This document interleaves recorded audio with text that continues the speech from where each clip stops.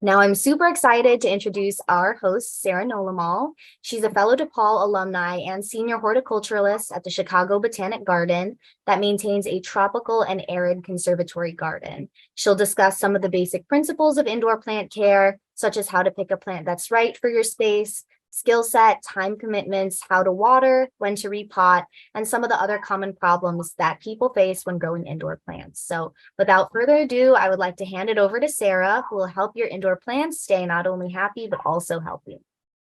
Thank you, Jasmine. Thank you for that introduction, and thanks for having me tonight. And thank you all for being here and taking interest in indoor houseplants.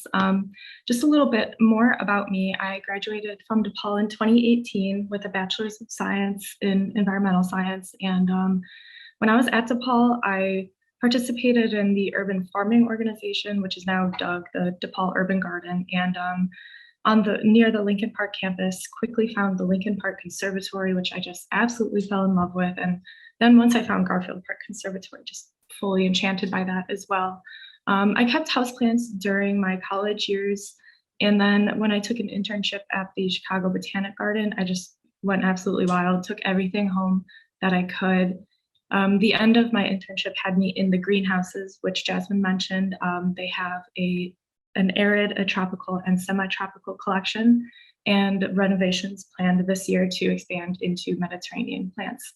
So I've been in my current role for about a year and a half, and while I do feel that a lot of houseplant care is kind of intuitive, to be honest, but it's just because I understand the fundamentals. So here I am trying to put all of that into words so that you can better understand how to maintain and grow your personal collection. So I'm not here to talk about the benefits of houseplants, because if you're here, you probably already know, and you're probably already convinced. My main goal is to share how I and the horticulturists around me think about plant care. So I'm going to throw it back to the beginnings to start. We're going to go over light and water, the most significant elements of plant life, yet I would argue the most complicated at times. So I'll try to spend a little bit of time here because it is so foundational. And we'll build from there by discussing the roots in the soil, covering then the whole plant. We'll go over how to pick the best plant for you, plant health care, including pest management. And then I'll very briefly cover seasonal maintenance of your houseplants, which is much less intensive than an outdoor garden. Due to the time constraint of having 1 hour, I can't cover everything in absolute detail, and I do want to leave a good amount of time to take questions at the end. So please feel free to type questions as we go along, and we'll get to them at the end. But I do feel confident that within the next hour, you'll have a deeper understanding of the basics of houseplant care. So let's get into it. We're going to start at the beginning. Light and water and air in the form of the energy, water, and carbon dioxide, respectively, are the inputs fundamental to a plant's life. Photosynthesis is the process of creating energy for plant function and the tissue for a plant's growth. This process occurs on a cellular level in an organelle within the cell called the chloroplast. In short, equal molecule amounts of carbon dioxide and water will react in the chloroplast, and that reaction is enabled by the energy provided by light. It creates the sugar energy used in the Calvin cycle, which builds carbohydrates required for plant growth. And that's as much as I'm going to explain photosynthesis here. This isn't biology, not a bio class, and I really don't think it's fully necessary for you to know each component of the chemical process that's displayed in this diagram. I really just want to impart that there's this balanced chemical equation going on, and that equation is shown at the bottom of this diagram. When you bring a plant into your home, you are assuming the responsibility for the water and the light in this complicated process. You can assume that carbon dioxide is readily available, and you aren't going to be able to control that much. So you're balancing that combination of water and light so that the plant isn't having too much or too little of either. And water is going to be the easiest to adjust because you're in complete control of that at all times. You'll adjust light levels by moving your plant around your home. When your plants aren't getting that much energy from the sun, their photosynthesis slows. To balance that, you reduce their water, and then vice versa. When they're getting more sunlight, they're going to need more water. And generally, I don't advocate for water schedules. because the sun intensity and the position relative to Earth change throughout the year, and that's constantly changing a plant's water needs, in addition to cloud cover and other sort of light obstructions. But if you are prone to overwatering or underwatering, a schedule can kind of either keep you off your plant if you're kind of overbearing on it, or it will remind you to water. Over time, you should learn more about your plant and its needs and how it shows that it's too dry, its soil and how it looks when it needs water and once it dries down, and you'll become more in tune with your plant. So I also want to make sure that everybody's watering their plants correctly. So first off, you'll use room temperature water as often as possible. Plant roots are part of a living being and they want to be comfortable too. Please do not put ice cubes on your orchids, despite what that tag says. That's a bad idea for multiple reasons. You also want to allow the water to saturate the pot that your plant is in and water all over the surface of the soil, not just at the base of the plant, because roots spread all over the pot. Next, do not assign some amount of water for your plants, like a cup or a glass or one ice cube. You need to use as much water as the plant needs to re-moisten the soil. You won't necessarily know how much that is, so you just make sure that your pot has drainage and water until you start to see it flow from the bottom of the pot. And for that reason, I would recommend putting a saucer underneath all your pots. And you can let your plant sit in that water for a little bit, especially if it's just a dribble, but if it's pooling, I'd suggest dumping the excess water within 15 minutes or so. So that's how you water your plant. Don't water it again until necessary, and that will vary plant to plant the time it takes to need more water. But generally, houseplants should be dry about an inch under the soil surface, so just poke around your soil a bit and don't be afraid to get a fingernail dirty. I've already mentioned this, but I do want to share the best piece of advice given to me by an otherwise terrible manager, and I really hate admitting they were right, but they told me if I'm going to water a plant, water it.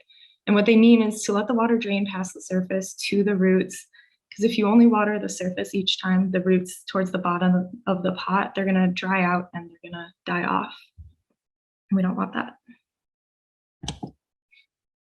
So that's how you water your plant in more detail than you would maybe think.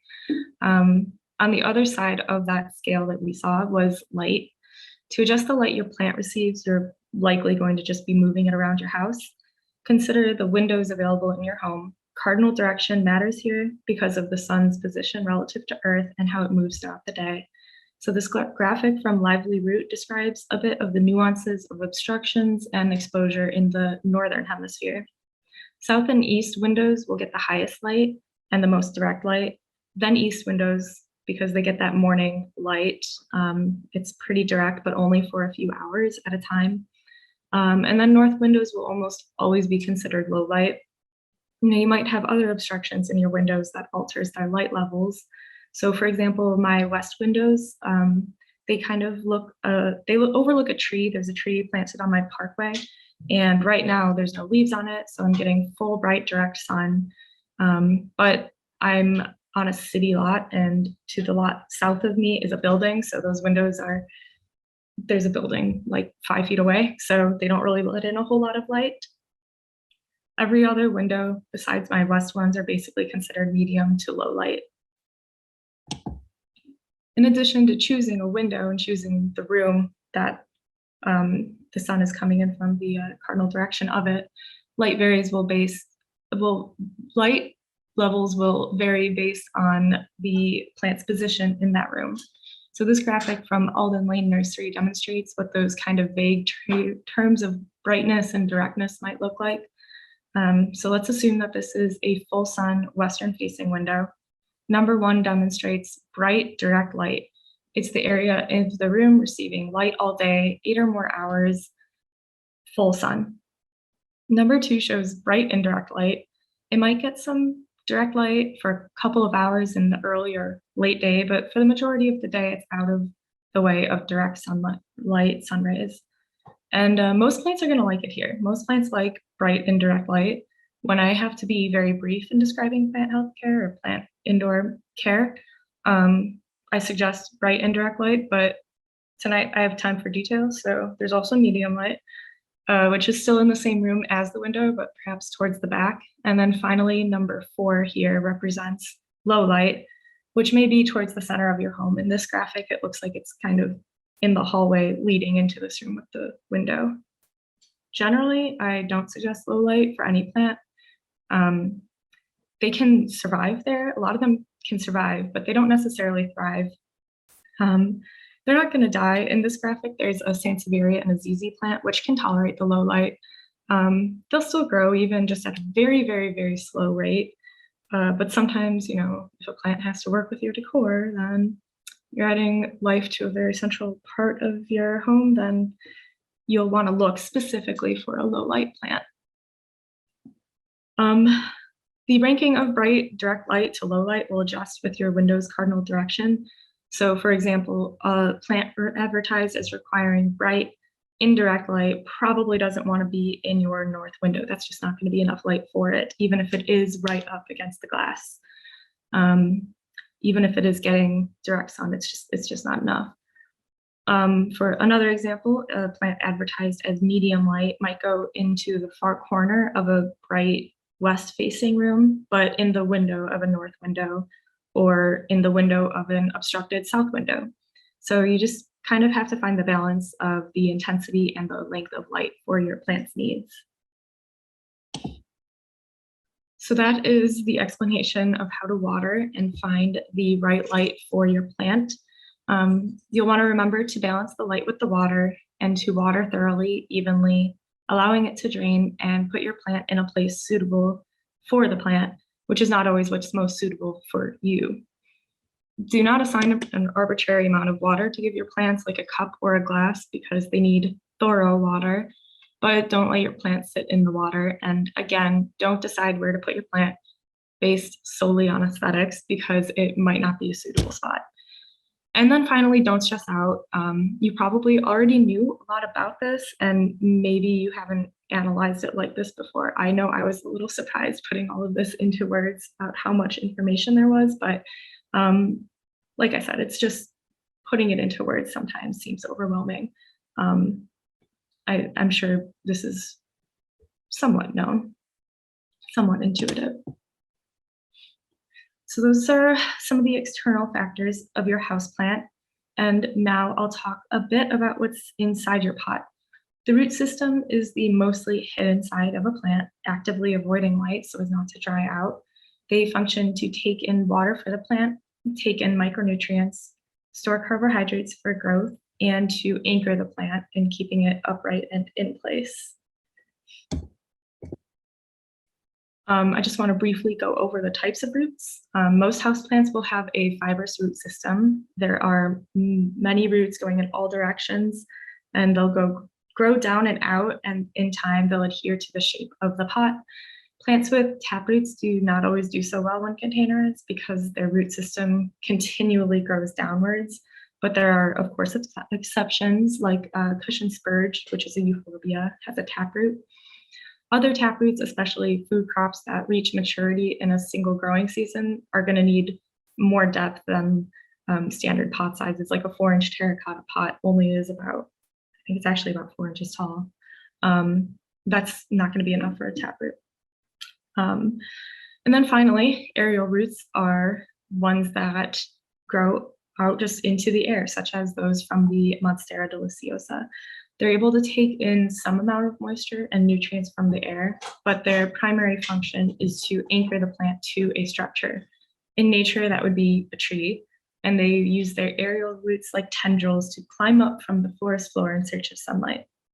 Other plants, like many orchids, don't even have below ground roots, and they just exist entirely by latching onto branches, and those are called epiphytes. Those roots serve the same function as any other plant, storage, uptake of water, nutrients, just without the medium of soil. But most plants are not epiphytes and are potted up, so we'll talk about the soil. It's a medium used to retain water for your plant's use as it's needed for the photosynthetic process. It's the medium that allows roots to access air and water In houseplants, roots are restricted by the pot, so it's very important that the soil is healthy and suitable because the roots can't go anywhere else to find better soil. There are many different inorganic components, and you can think of those like ingredients in a recipe. So for example, perlite is a very common additive to improve drainage. Those are like the white little, they look like puffed styrofoams, kind of what they look like. They're used to improve drainage, and coconut fire is a really popular water retention ingredient. But in my opinion, at-home soil mixing is kind of a little bit advanced. It's a little bit more than 101. And generally, I think pre-made mixes found at nurseries and home improvement stores work just fine. If you use the right mix for your plant, it's going to help your plant thrive, and it's going to make watering a bit easier as well. So I think a general potting mix works well for most plants, but you might need to keep an extra close eye on soil moisture and be extra mindful when watering. If you were to pot up a cactus in a general soil, it's got a little bit of a higher organic matter, so it's going to retain water a bit more. So you're just going to have to be a little bit more careful and water your cactus even less than you might otherwise. But if you have the money and the space to store it, I would definitely recommend getting the soil mixed for your type of plant. Today, I'm just going over 3 types of soil, and I think that will cover most of your 101 houseplants. So the general soil mix, sold as potting soil. If you see indoor potting soil, pick that one. It has the highest organic matter of the 3 presented here to retain the most water, which I think I mentioned. A cactus and a succulent blend will have a higher proportion of larger inorganic pieces, and they avoid compaction and allow for water to drain a little more freely. And since cactus don't like their roots to sit wet, lower water retention will be best in their soil. Orchid mixes are completely made of fir bark. They're commonly made of fir bark. This is best used for epiphytic orchids that would naturally be found climbing other plants like trees. So that's as in-depth as I'm going into soils today, but understand that there might be lingering questions, so definitely type them in the chat.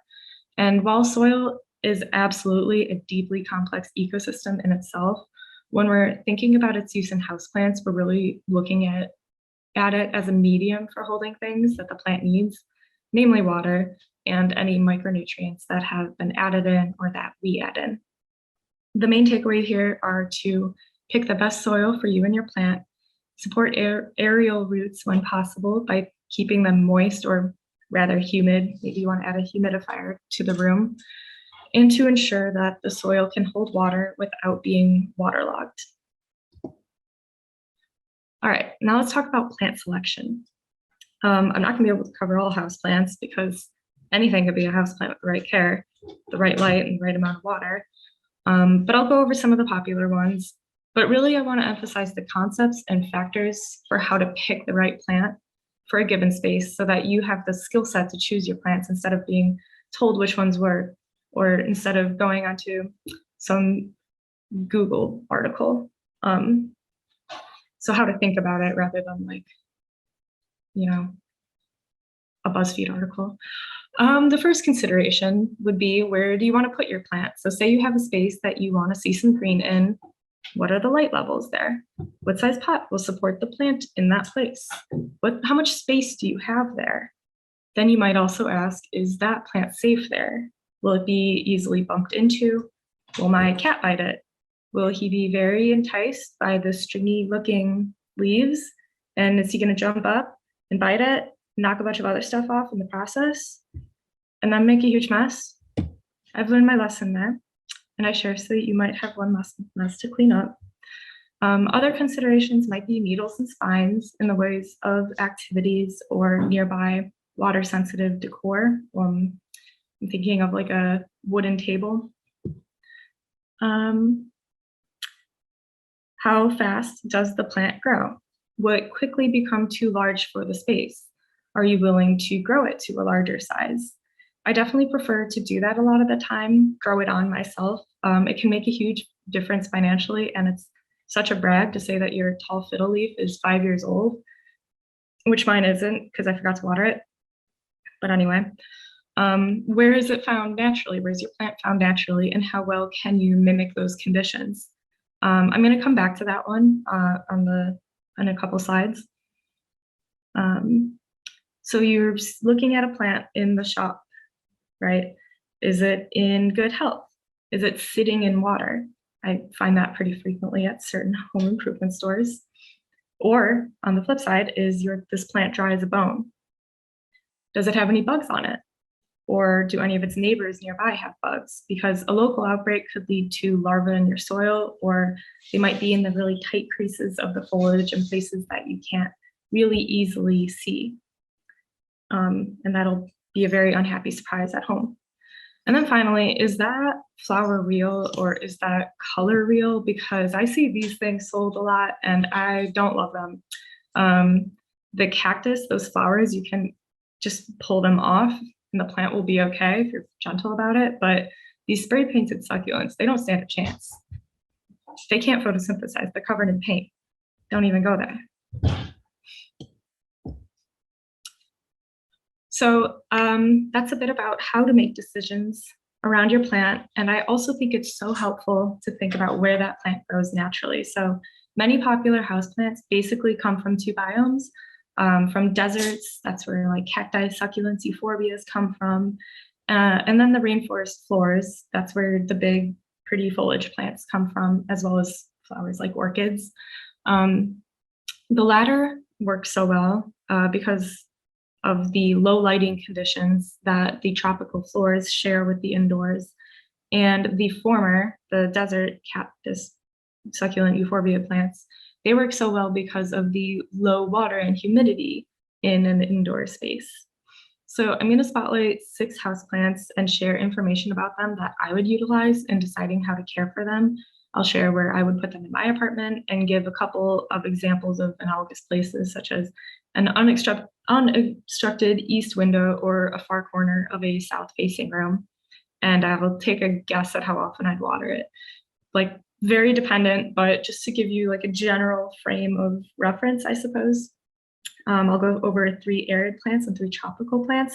I'm going to try to move pretty quickly through these though, because I want to impart a framework for houseplants rather than a profile that you can find on that BuzzFeed article that I was talking about earlier.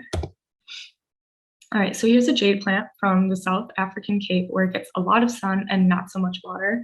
Well, I'd put this in a south window ideally, but I mentioned that mine is obstructed, so it's going in the west window. I'd keep it in its nursery pot until I see roots in the drainage holes, and then I'd repot to a terracotta pot 1 or 2 inches larger with a cactus mix. I'd probably water it once a week in the summer and maybe every other, possibly every 3rd week in the winter. Spathiphyllum cochlear is man, I challenged myself to say that name and I did not do it, but that's okay. It's houseplant, so it's a peace lily. It's not actually a lily though. But they come from the rainforest floor from Mexico. I'd keep this towards the center of my house, although still in a room with a window, maybe in the corner of an east-facing room. I think I'd be watering it once a week in the summer and once every 10 or 12 days in the winter. It likes it fairly moist, but not too, it doesn't want direct light. That's kind of the main takeaway for that one. I'd water this Mammillaria plumosa or feather cactus probably once a month, maybe even every other week in the summer. I just see all that white coating reflecting sunlight away, and I can just tell that this is a slow grower, as cacti typically are, but Mammillarias especially grow pretty slow, so I would just be nervous about waterlogging it. So I'd be pretty gentle with the water, and it'd go in the west window or south. It's getting the most sunlight that it can. Okay, so I know that orchids have a reputation for being finicky or high maintenance or whatever, but the truth is that they absolutely thrive on neglect. If anyone went to the orchid show this year at the Chicago Botanic Garden, there's a feature in a room with absolutely no light, a bunch of these moth orchids, Phalaenopsis, I think they were watered like 3 times throughout the 6-week run of the show, and they didn't get swapped out at all. They seriously, they love neglect. I'd put them anywhere they don't get direct sunlight, and then water them every other or 3rd week if they were in low light, or every week in full light. But I have to note, the soil medium is so important to that decision because these can be sold either with sphagnum moss or with orchid bark. So sphagnum moss is going to hold on to a lot of water, and that's what the phals in the orchid show were planted in. And that's how they were able to go 6 weeks with like 3 waterings. If they were in orchid bark, they'd be getting a lot more water. In my house, they'd be getting watered like every week at least, probably twice. So it does depend on how well the soil is holding water. But really, they do love neglect. Don't be afraid of them. All right, moving on to aloe vera. I don't know any nickname for this one, just throwing that out there. If anyone else knows one, maybe you could put it in the chat for me. This is another full sun loving plant, so it's going in the sunniest window available. I think they do like a little more water than the feather cactus, probably about the same amount as the jade. They both kind of have that succulent leaf that retains a good amount of water and will shrivel up pretty well. So it will tell you if it needs water, which is kind of nice. Okay, and finally the monstera, the lyciosa. I remember this being the trendiest plant when I was still at DePaul. They're much more available now than they were then, and they grow pretty easily too. So you can see mine in the background. This is actually next to a north obstructed window, which is not the best spot, but I don't water it much, so it doesn't grow much. I've kind of decided that's the balance I want to have. But I'm okay with it not growing too much because it's kind of getting too big for my apartment anyways. When I rearrange my place again, I'll probably put it in the corner of a west-facing room. At that point, I might need to repot it and add more soil so that it can hang on to a little bit more water. Because if it's in a west room, it's going to be taking in a lot of sun, it's going to be photosynthesizing, and it's going to need more water for that.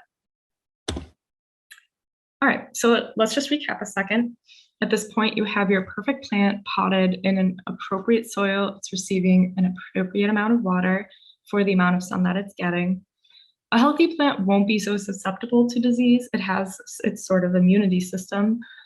So if your plant is looking a little off with yellow leaves or strange spots, start at the base of this pyramid, which is that it's probably a watering issue.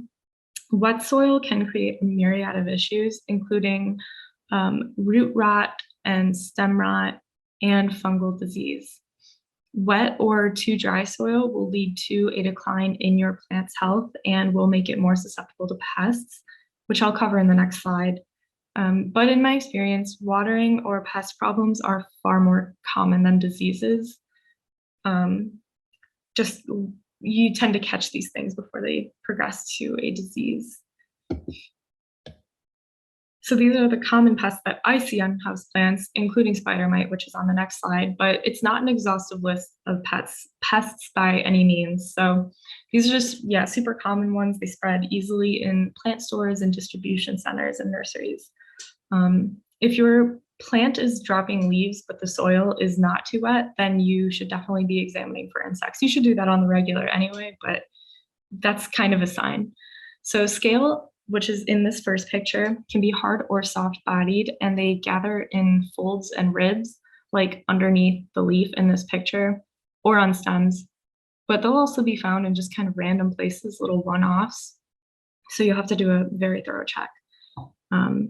They can just be kind of scraped off with a Q-tip or a rag. Sometimes I use my fingernail, but that's admittedly kind of gross. Mealybug are also a type of scale, and they are my enemy. One female will lay something like 300 eggs, so an outbreak can grow exponentially if left untreated. They have this white, fluffy coating, making them fairly easy to spot in examination, but they do like darker, humid spots, so they might be underneath the leaves or like in between 2 leaves that are kind of stacked on top of each other. And I like this picture a lot because If you see ants around your plant, you have an even bigger problem than you thought, because the ants are farming the scale. The ants eat the secretion that mealybug and actually scale too. They secrete this thing called honeydew, and it's this sweet, sticky kind of sap. And the ants like that. And yeah, so they help the mealybug spread around and help them out with their life. So get your ants under control, set out your ant traps if you see them, and inspect all your plants. So both scales and mealybugs are best manually removed with a Q-tip, maybe dipped in a neem oil solution, which I'll return to. In areas that are severely infested, it's okay to remove leaves and branches, etc. You can also, wipe them away with a cloth.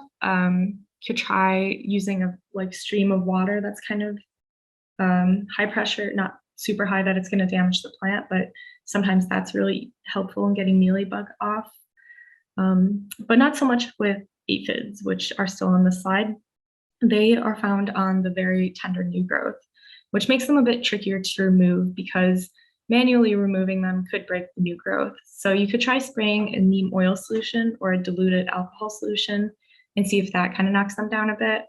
But you might just consider pruning them away as well. In this picture, the guest insect is the ladybug, and they are a predator. The ladybug is eating aphids. I use predatory insects for all my pests in the greenhouses at the Botanic Garden, but it's maybe not as practical in the home. But maybe if you see a ladybug in one room of your house, you can catch it, release it close to your plants just to be preventative, just in case. But I think with aphids, probably pruning would be my preferred method. If you're really dedicated to a slow growing plant that has aphids on it, try the neem oil, try isopropyl. But I don't know. I prefer to just cut my losses a lot of the time. So the other common pest in houseplants is the spider mite. They're very small, imperceptible to the naked eye, but you can diagnose them from mottled colors they leave in the leaves because they're eating the chlorophyll out of the leaves. And it leaves them pretty dull, again, mottled. They'll also leave a very fine webbing in the corners, for example, where the stem might connect to a branch or the leaf, the petiole, that kind of area. So to keep them at bay, it's easiest to just clean your plant regularly. It's a great idea to give your plants a shower every now and then, maybe once a month or every 6 weeks. Just load up whoever's thirsty in your shower and just spray them down. When you have houseplants, you are the wind, you are the water, you are the rain. You are the center of the universe, right? No. Anyways. So I've mentioned neem oil and alcohol solutions. So let's quickly talk cleaning agents. Neem oil is a gentle horticultural oil that basically suffocates insects without harming your plants. You'll dilute it according to the package instructions and have at those pests. Just go for it. Alcohol is a little bit harsher and will make your plant a little more susceptible to leaf burn. So if you do use it on your plant, keep the plant out of direct light for a while, and you might want to rinse the alcohol off in a few hours. But I always dilute it, but even still, always dilute it. I use a 1 part isopropyl alcohol to 9 parts water solution, which I also use to disinfect tools like pruners or plastic pots between plants.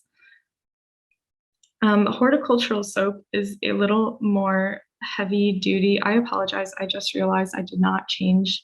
I meant to delete all the water that's in this slide. So please ignore that. We're just looking at the green text on this slide. So horticultural soap, it's a little more heavy duty, but it works the same way as neem oil. I'd use it on a larger, more established plant undergoing a heavy outbreak. I don't really see them very commonly in stores, but I know that you can buy it online.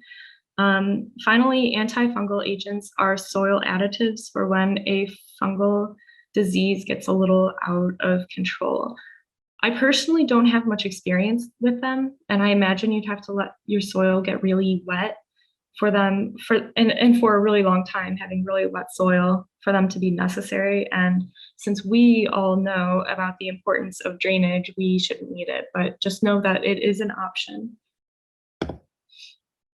And this is why you might need that antifungal soap additive. So plant diseases are almost always due to cool, wet soil, creating perfect conditions for bacteria and fungi to thrive.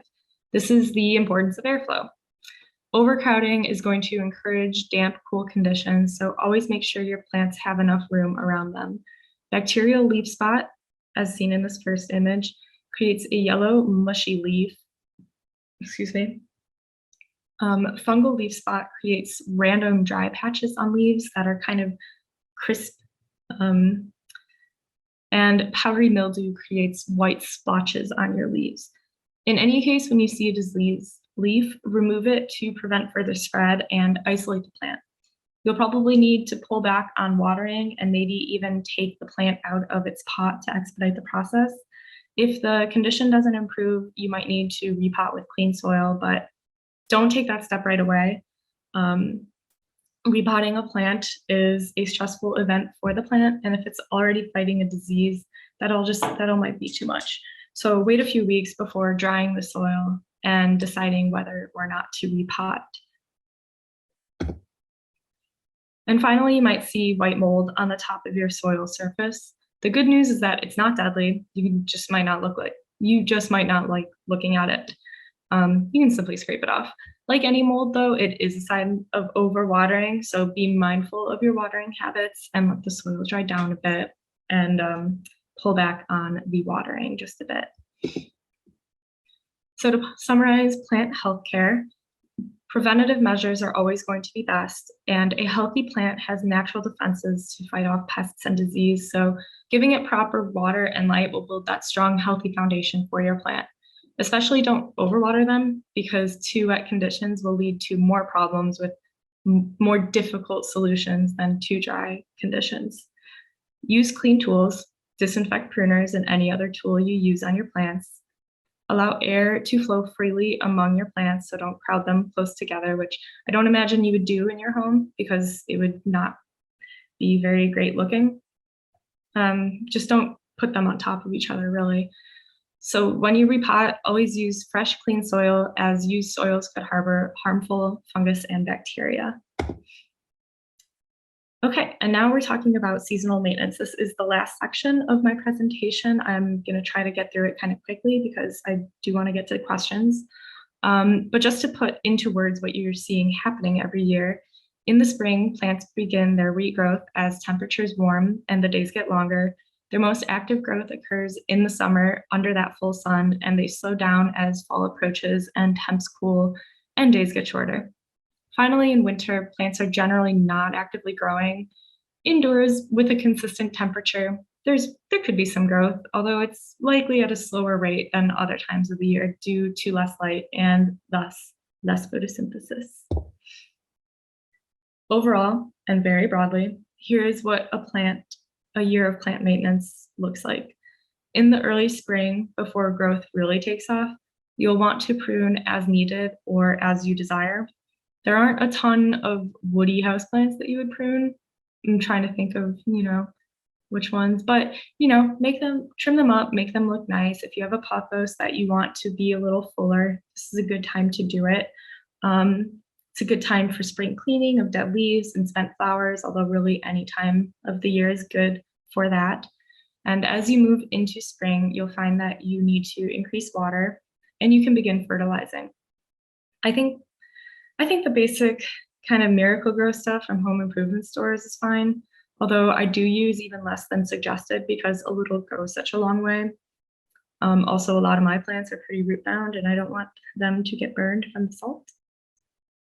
So spring is also the time to repot so that during the summer, roots can fill out their new home during those active summer growing months. That's why we also prune at this time so that it has all that time to grow out.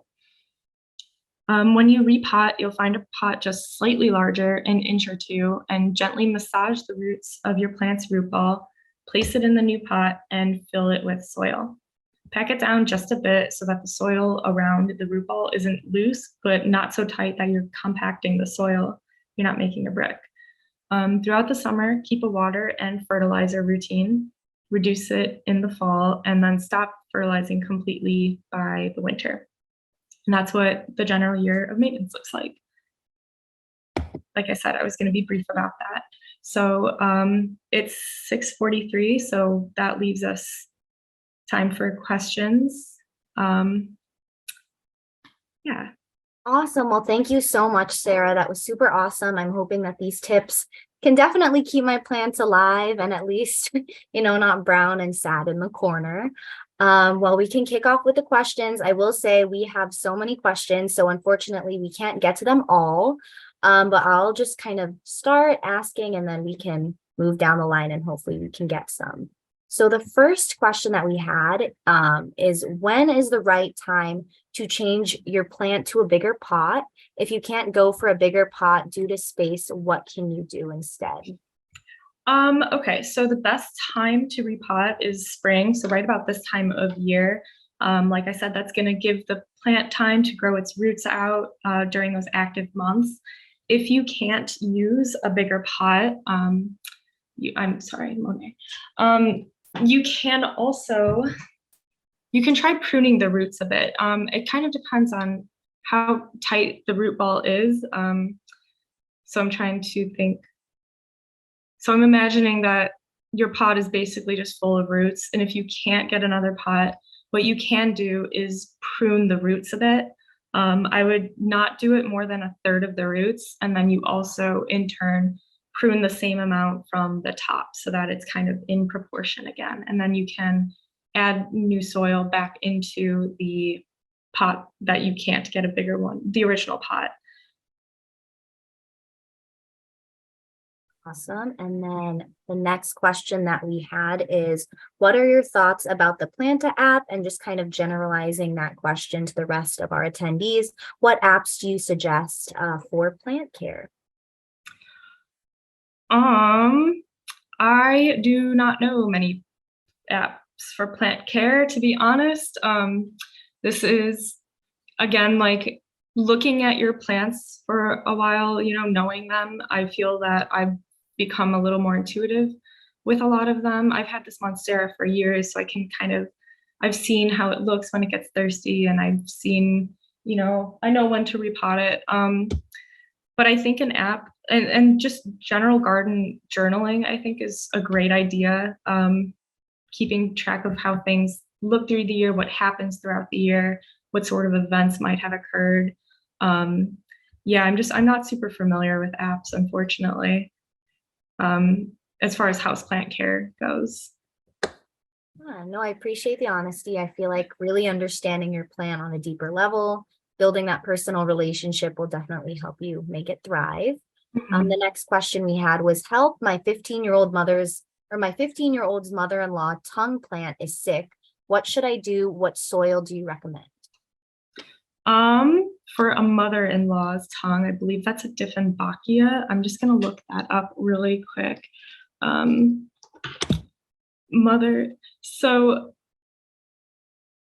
Yeah, Sansevieria. Okay, that's a Sansevieria trifasca. So the Sansevierias, they do like lower light. They're found in Mexican rainforests, so they do like it a little bit moister and humid than it kind of looks like it would want. But I do recommend just like a general potting soil, not keeping it super wet, keeping it a little bit on the drier side, letting that one really dry down before you resaturate it. I think that's going to be the best advice I can give you without seeing your plant. Depending on what light it's in currently, you might want to adjust that. In the Alden nursery, in the graphic of the placement in a room, the Sansevieria trifasca was around the corner. It was a super low light plant, but like I said, that is not going to give it a lot of time to grow. It's going to be super slow. So maybe just try increasing the light and adjusting your water. Awesome. That's definitely helpful. And then we can jump to the next question. I've seen articles about certain plants that can help filter certain toxins from the air. Are these claims true or just internet lies? Are there certain plants that are better air purifiers than others?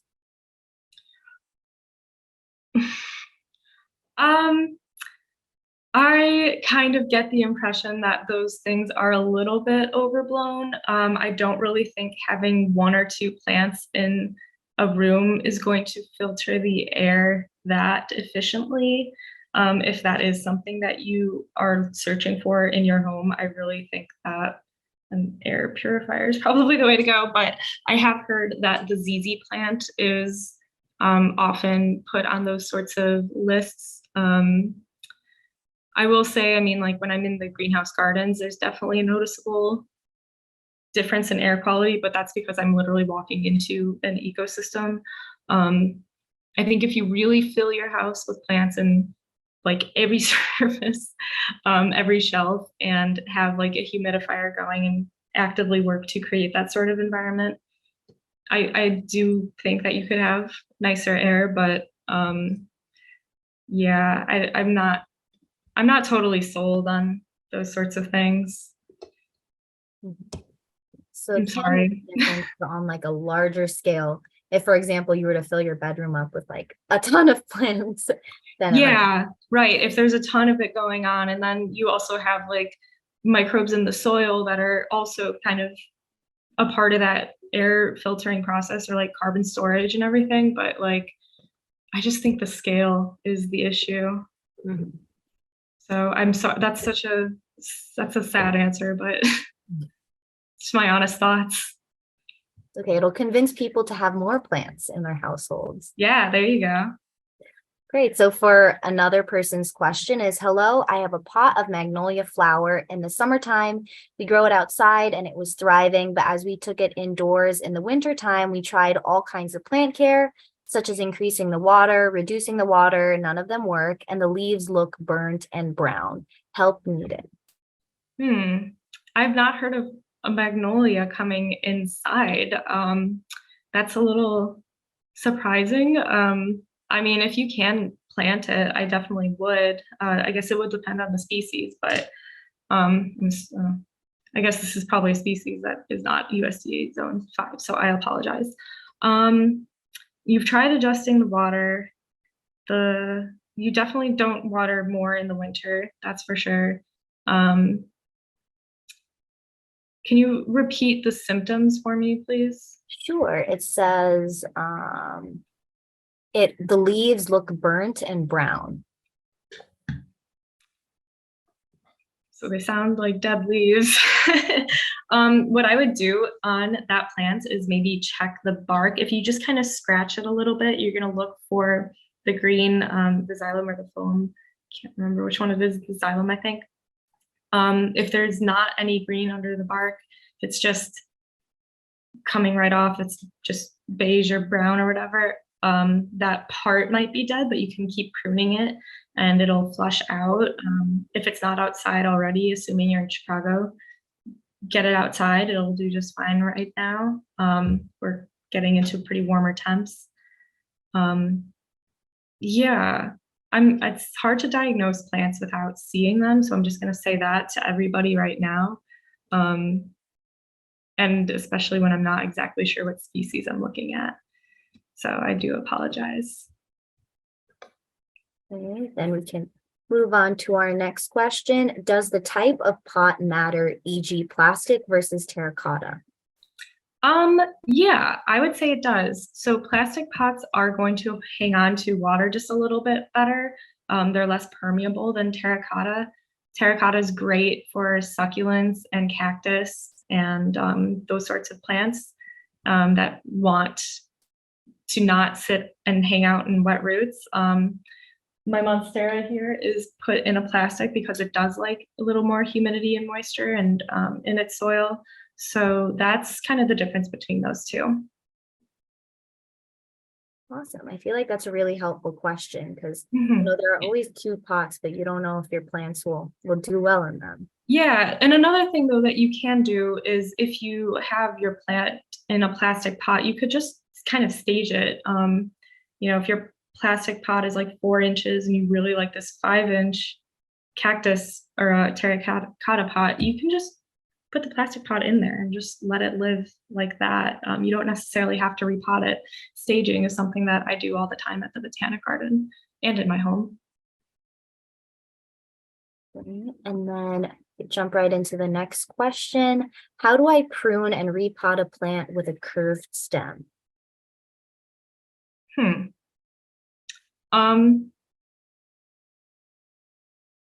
You could stake it.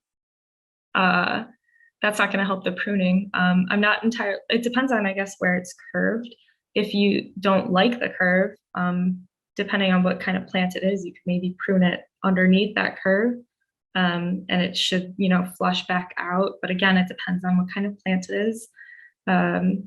If you could just repot it like normal though, and you just simply stake it. You could try to straighten the curve if it's not woody. If it is woody, you could even try, it'll take a bit more time. So you just kind of very gradually bring it into place without snapping it, not too much tension, very gently.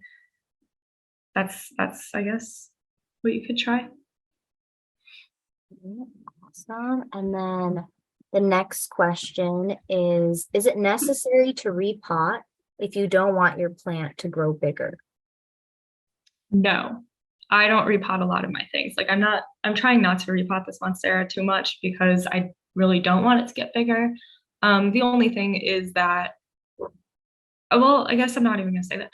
The plant's not gonna grow, right? Like if the roots can't grow anymore, the plant isn't gonna grow anymore. There could be a point where you do have to do the root pruning, that I think like the first question was asking about, just so that the plant doesn't dry out constantly. And that's another issue. When your plant gets root bound, you just have to water it so much sometimes that it's just not worth it.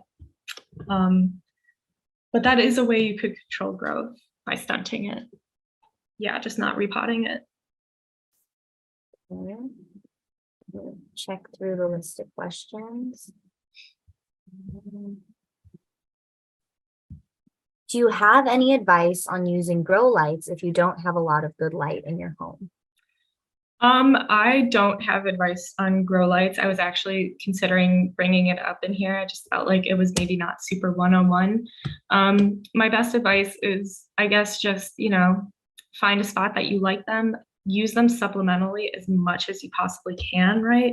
So still stick your windows or your plants in the windows that they can. But so I'm imagining like this window, I don't know if you can really see out of it, but that's just a building.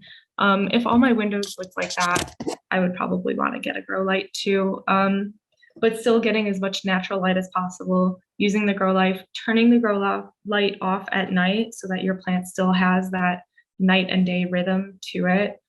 That's, I think that's probably my best advice. I don't have too much experience on grow lights just because I don't really want them in my house, but that's definitely an option if you don't get enough natural lighting. Right, and then the next question is, I have a struggling fiddle leaf fig. It was originally placed in front of a bright window. However, leaves started falling, and I realized that the heater vent was blowing air right underneath it. Unsure if the issue was direct light or the vent. Any tips on how to save the plant or how to take care of this type of plant? So it sounds like it was probably both being an issue. My fiddle leaf fig has never been super close to the windows.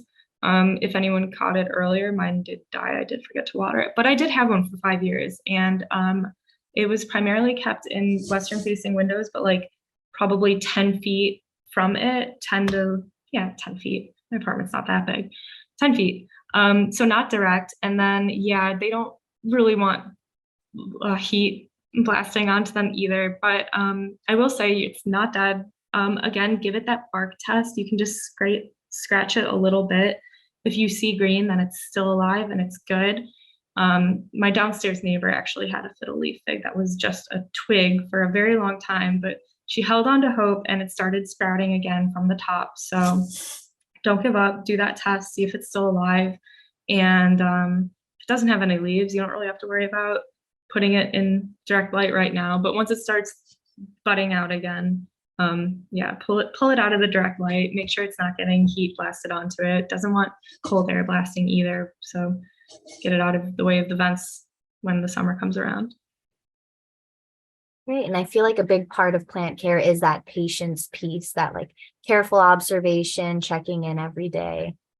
Absolutely. So, like I mentioned earlier, journals, and I'm sure apps have a notes section. That's definitely a great option and great idea to utilize those. Great. And then we can do one or two more questions because I know we're heading on to that 7 o'clock end time. So the next question is, should you change or refresh the soil in your pots from time to time? What are some indicators that your soil has been compacted too much or depleted and needs to be changed? I don't necessarily think you need to change your soil. I think that's kind of where additives come into play. So maybe increasing fertilizer or using like a slow release fertilizer. Those are the ones that kind of look like beads, and you can just kind of put that in there. This sounds silly, but I'm just gonna go for it because the thought came in my head. But like sometimes I'll just like use a chopstick and kind of aerate the soil, just kind of stab it. And you could drop in those pellets that way as well.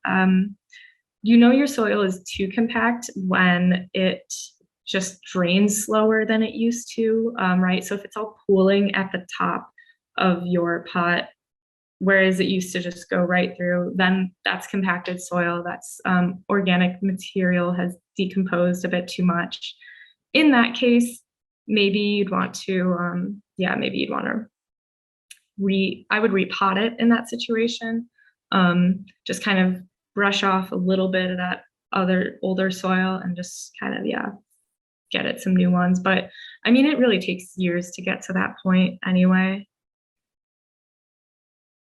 Awesome. Well, we are less than 1 minute to the end of the webinar. I just wanted to say thank you again, Sarah, for, being able to lead such a really helpful webinar. We can definitely tell that you're passionate about indoor plants and plants in general, and we're so grateful that you're a DePaul alum. Yeah, thank you so much for having me, and thank you to everybody that came out and listened to me monologue for almost an hour. I hope you all learned something, and I hope that you are able to take away some horticultural mindsets or mind frames from this. Awesome. Yeah. And then I hope everybody stays warm. I know that there's like a tornado warning and storms that might happen. So just stay safe, stay indoors, like your plants. Okay, bye, everyone. Have a good night. Bye. Good night.